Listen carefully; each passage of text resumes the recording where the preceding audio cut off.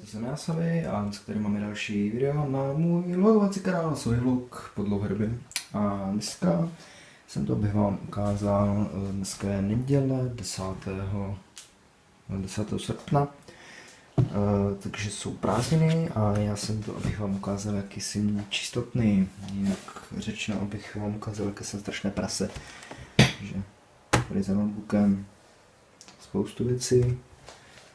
A tak jsem se rozhodl, že proč si neudělat takový uklízecí timelapse, takže já vám ukážu, mimochodem všechno, co se tady povaluje, tak nějak technického rázu.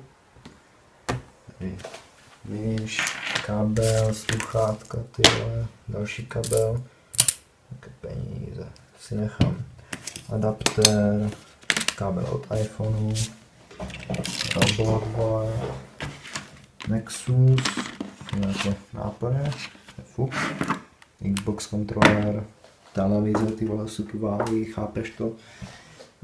To není důležité vůbec, a Watch Dogs a další adaptér, no nic, takže dáme si uklid.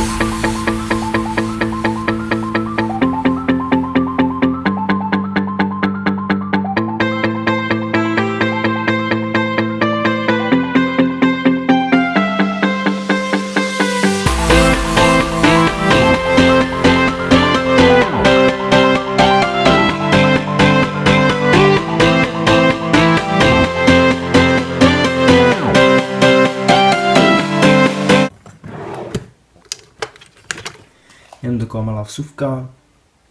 Tohle je můj šuplík v nočním stolku. To je úplně jasný, prostě když nemůžu usnout, tak si tady hraju asi s nabíječkou od baterek. Tohle potřebuje uklid.